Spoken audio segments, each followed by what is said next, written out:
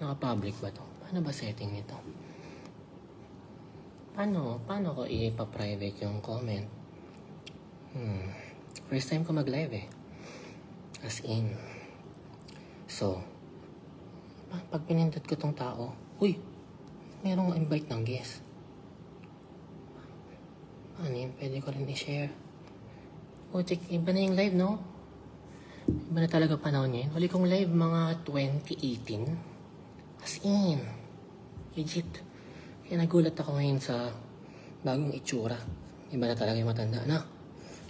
Aba, pati yung boses ko, merong nakikita kung gaano kalakas, oh. Narinig niyo ba ako? Mic test! Hello?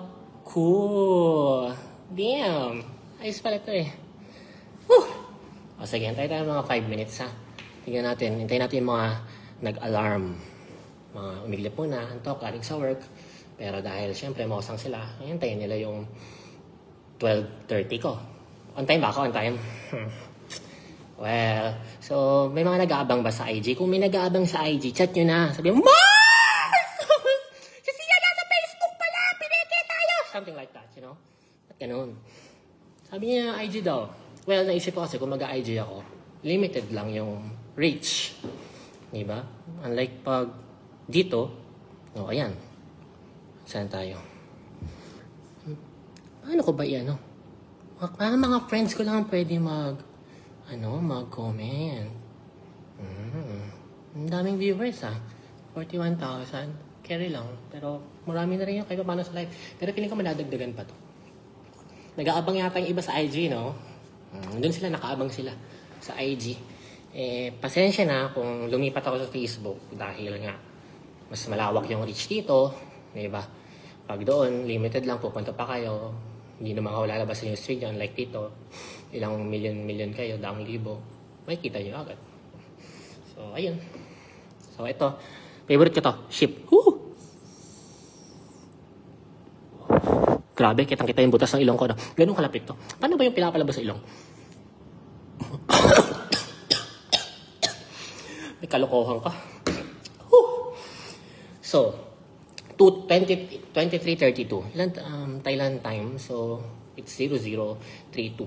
Sige, tayo pa tayo mga 3 minutes. Kasi may listahan ako dito eh. Yung pagkakasunod-sunod. Wala naman akong script. Mukha naman akong syunga pag nakascript. Pero meron ako dito listahan. May listahan ko. Ito. Naku, na-screenshot. Charot. So, talaga nagpuyat kayo, no? Pasensya na, humingi ako ng pasensya sa inyo. I sincerely apologize kung pinag-intay ko kayo na matagal, mga mosang, na para bang wala akong respeto sa inyo. Alam ko naman na meron akong obligasyon sa inyo na maghayag ng chismis, lalo na dito, isang napakalaki Katniel. Di ba? Grabe, sa sobrang tindi ng Katniel, nag-giveaway na si Andres Bonifacio. Imagine that. Diba? Anong paano nag-giveaway? Si Andres Bonifacio, sinelebrate niya yung birthday niya ng 28. Bakit ka mo? Para sa Katniel kasi simula next year, November 30, 2024, and sa mga susunod pa, ito na yung araw ng Katniel. Hindi na to araw ng Bonifacio. Bonifacio din, hindi na. Nambug na sa 28, nag-giveaway na si Andres. Ganun kalupit ang Katniel. Diba? So, ina-adlib ko kayo, ina-adlib ko. 104K, konti pa to. Napakaraming mosang sa Pilipinas.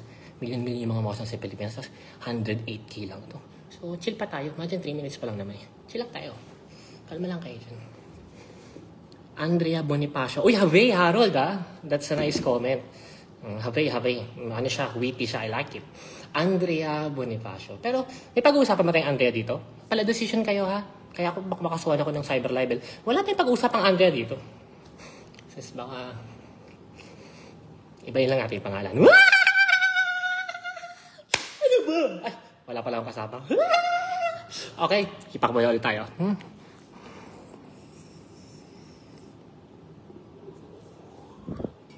Damn.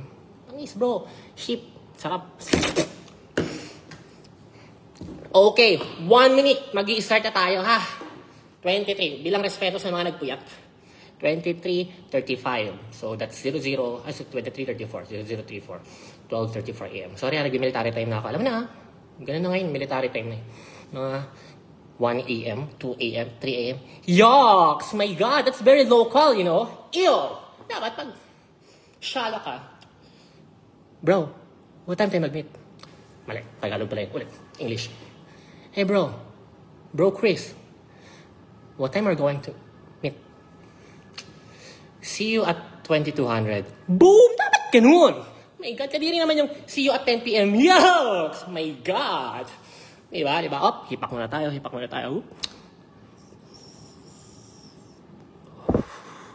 Okay, simula na. 146,000. Screenshot ko lang to. Ay, wag na kayo na mag-screenshot. Hi friends. Friends, screenshot niyo yung viewers ko, ha? Kasi ayaw ko baka magulo. Pinantay ko tayo. Nakita yung spotlight sa likod ko? Nakita niyo? Pinantay ko yung mabuti. Panagandaan kayo. Okay, first topic.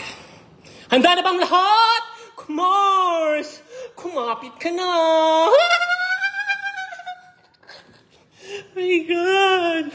Ano, nakatulog ba kagabi? Alam mo, tawang-tawa ako eh. Ay, simula na to, hoy. Baka may ginagawa pa kayo dyan. Start na to. Hindi na to ad-lib. Ulit. Alam mo, tawang-tawa ako kahapon eh. Kahapon ba? I mean, kanina, tawang-tawa ako. Binash-bash pa ako ng mga katkalupans. Sinungaling ka naman! Scammer! May kaso ko nga sa Pilipinas, ba't kami maniniwala sa'yo? Isi kang scammer! Tapos bigla nag-post yung Katniel, si Catherine, si... Nandiyan na umiyak. Katniel. Sobrang satisfying. Ang tanong ngayon, eto na ang tanong ng bayan. Siyan, paano mo ba nalaman?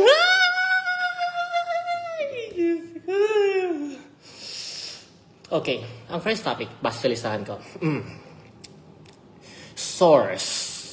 Okay, ang pinakauna kong source kung bakit yung nalaman yung hiwalay ang Katniel sa totoo lang, si OG Diaz. Alam niyo yung mali ninyo eh. Binash niyo si OG Diaz. Institusyon na yan sa showbiz chismis. Siguro dahil mga bata pa kayo, Generation Z kayo, ay iba batang millennials. Mga 19, 20, 21 years old, 22 years old, hindi na kilala si OG Diaz. Kilala ko yung personal. Inaanak ko yung bunso niya eh. Si Miracle, napakagandang bata. Inaanak ko yun. Kilala ko yung personal. At saludo ko dyan, yan ang haligi at institusyon ng Philippine Chismis. Paano ka nasabi? Alam niyo bang ako, 30 years old, pinanganak ako 1993, pero 1992 pa lang, meron ng show sa TV sa OG Diaz about chismis sa mga artista. Uulitin ko ha, yung kinikilala ninyong pambansang Marites na tinitignan niyo as credible person na pinanganak ng 1993, si OG Diaz, 1992 pa lang may show na yan. Hindi pa ako pinapanganak, nasa tiyan pa lang ako ng nanay ko. Meron na yung show, tapos sasabihin niyo na sinungaling, pag yan nag-splok ng chismis, 90% totoo na yon. Gigil ako. Ang kaibahan lang namin, anong kaibahan namin, OG Diaz? Kasi ako yung naging pambansang Marites ngayon after branding myself for the past few years. Na talagang pagsisiyan ka sa nag-chismis, papaniwalaan namin to. Kahit convicted scammer pa yan, kahit kilala yung criminal dito at scammer, talagang pagdating sa chismis, maniniwala kami dyan. Yun yung kaibahan. Pero kung usaping background na hindi nalalaman, grabe yung si OG Diaz. So doon ako nag-idea. Sabi ko, uy, perfect opportunity to. Sabi ko. Kasi ang dami na nagpapanggap na Marites eh. Kaya naman nag-hiatus ako for about 2 to 3 months. Tapos nagulat na lang ako. Pagbalik ko sa social media, nag-hiatus ako eh. Nanahimik ako ng end of August until end of October. Nag-hiatus ako. Tapos pagbalik ko ng November, dami na nagpapanggap. Naapakan yung ego ko eh. Sabi ko, bumabranding kayo ng Marites ha. Sabi ko, sige. Gagamitin ko tong issue ng Katniel breakup para ipakilala kung sino talaga ako at ako ang nag-iisang pambansang Marites. Kaya doon ako nag-interest. Ngayon, syempre, hindi naman tayo pwedeng focus lang kay OG Diaz. Pag napagsinabi niya, yung source lang niya or siya lang talaga, yun lang yung papaniwalaan. Hindi naman pwedeng ganun. So ako, ang ginawa ko, dami kong kinontak, day! Imagine, nasa Paris ako, chinecheck yung mga Aurora Borealis, saka yung Eiffel Tower, pero may mga kachat ako, break na ba yung Katniel? Whoop, hipak mo na. Whoop, hipak. Ship. Okay. So, after confirming 4 sources, sino yung una? OG Diaz. Tama? Yun yung una eh. Pangalawa, pangatlo, pang-apat, hindi ko na pwedeng sabihin. Kasi I-protect my sources eh. Pero nung na-confirm ko yung ika-apat, eto na, isa-set ko na yung date. Dapat mag-announce ang Katniel ng kanilang breakup November 30, Andres Bonifacio Day. Pero sabi ng mga sources natin, ayaw pa daw nila paalam sa mga Katniel fans. Matagal na pala, Mars. Hindi pala recently. Pero dinedelay lang nila yung announcement.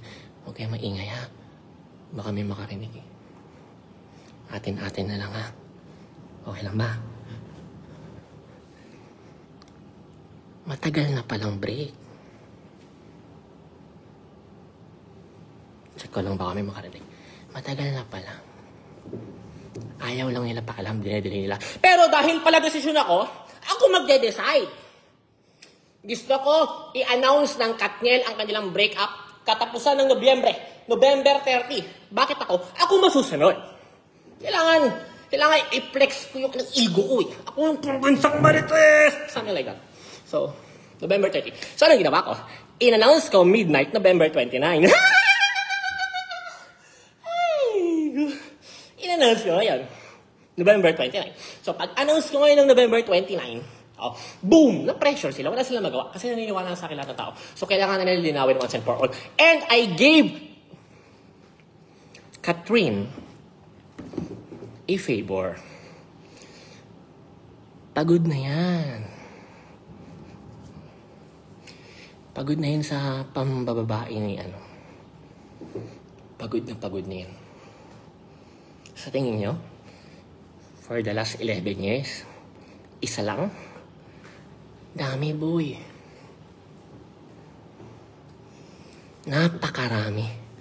Dami pang naglaplitan sa akin. May mga usapan pa sila, may mga picture pa sila. Ang dami. Kaya para sisihin natin yung isa sa isang breakup. Mali yun. Pagod na si Katrin. Parang putik. Ito na ako yung buong buhay ko. 11 years na ito. Pag-artist ako, nakadikit na ako dito. Ilang beses na akong niloko. Ilang beses ko lang nahuli. So, may listahan na kayo. Ano ba talaga yung reason of breakup? Maliban sa pagod na, Maliban sa pagod na talaga si Catherine. Ito na yung gusto na nakakapit ka na ba? Ito ang ship. Boom, ship. Ito na. Ang tanong ng bayan, Sian, totoo ba yung K? Andres Brillantes? Kayo ingay ba? Atin lang baka may karinig dito na iba, di ba? At least kahit 10 lang tayo dito sa GC natin, okay lang yun.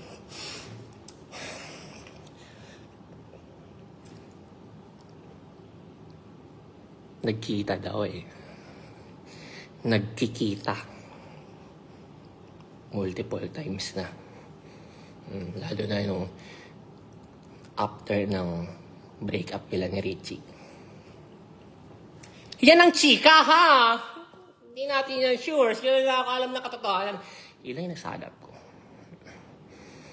Tapos, ito yung nakapagpapuno kay Catherine. Kaya binatawag, parang pagod na ako. Kaya lang na nag-break na sila few months ago. Ayaw pa rin sila pa-announce ng management. Negosyo yan, Brad eh. Laking negosyo yan. Daang milyones yung value niyan. Tapos sa announce mo lang, na-break na kayo. Brad, branding yan, Katniel. Baka pansin, mahina 20 million. Tapos sa announce mo na break up. Of course not!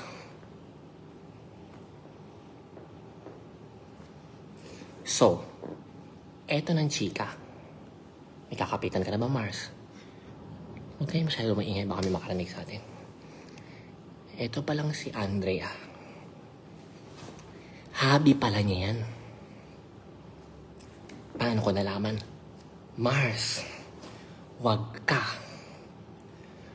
6 na sikat na personalidad ang nag-chat at lumapit sa akin.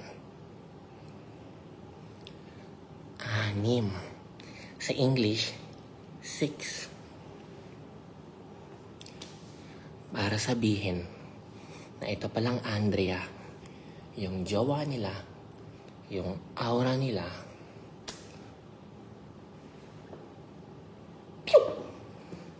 no comment. Baka ma-cyber libel ako eh. Mahirap na. Total 10 lang naman tayo dito. Hilig pala niya yung... Eto pa mas matindi. Yan palang si Richie. Naririnig niyo ba ako? May mic pa. Yan palang si Richie. May una palang aura yan. Tinarget lang din niya sa PBB House pa. Oh! Oh my God! Nadulas ako, sorry. Ang malupit dyan, sila pa yata nung set. Overlap Mars. Kaya, nung nag-break na sila ng Richie, ito na, Kuya DJ! Pew! Yan pala yan. Pero, nagulat ka, no? Nagising yung anak mo sa gilid, no? Pero, hipak muna tayo. Hindi natin pwedeng sabihin na si Andres lang ang may kasalanan sa hiwalayang ito. Dahil may posibilidad na few months ago, 3 months ago, 4 months ago, 5 months ago, 6 months ago, hindi natin alam masigurado, may hirap magbanggit dito, baka matawag tayong fake news kung ano man yung alam natin. Basta few months ago, pwedeng break na talaga yung Katniel. At dahil nalaman ni Andres Bonifacio na break na pala at single na si Kuya DJ, eto na yan. Target. Para bang na-challenge siya. Pero crush na talaga to. Love na love niya talaga to. So, anong pinapoint out ko? Para i-rule out natin. Para i-rule out natin na ang may kasalanan sa hiwalayang ito ay si Andres Bonifacio lamang. Mali yun. That's emotional na parang may masisi lang tayo, meron lang tayo mapagbalingan ng galit natin. Mali yun. Hindi natin masabi dahil ito talagang lalaki. Talagang mahilig talaga for the past 11 years. Image loyal lang. Kaya lang, walang natatakot na pumalag, mag-expose, i-post ng mga babae or ng mga kaibigan expose kasi gusto eh. Brad, bigating pamilya yan. Daming connection yan sa showbiz at sa mga politika. At sa politika, mga politiko. So ngayon, para i-post ko na, si ganito, dinate ako yan. Hindi pwede, Brad. Yayariin ka niyan. Papahirapan yung buhay mo. Kaya, for the past 11 years, tumagal na mukhang loyal lang siya. Nagets niya ba yung punto? Kasi takot lahat. Walang lumalaban talaga. At ngayon, going back, so napagod na nga si babae. Pagod na sa mga pamababae niya. Nag-break sila. At possible, nag-break sila, doon lang sumausaw at pumasok sa eksena si Andres Bonifacio. So, to rule out na siyang dila ng hiwalayan, mahirap masabi. Ngayon, lumabas na lang sila screen sa kanilang mga official statement. Siyempre, for the sake of business, kasi kahit iway na rin naman sila, tuloy pa rin ang negosyo as separate branding. Ano yan? Ba't parang tatalsikan ko ng laway yung camera ko? Laway ko ba yun? So, okay na mga Mars? Patiknin ko lang listahan ko. Okay na Mars. Salamat sa pakikinig. Huwag mo na lang sana ipagkalat, ha?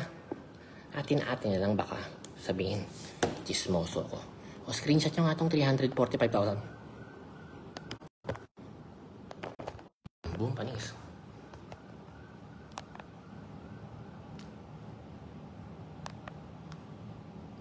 Mars! chika natin dyan. Bye-bye!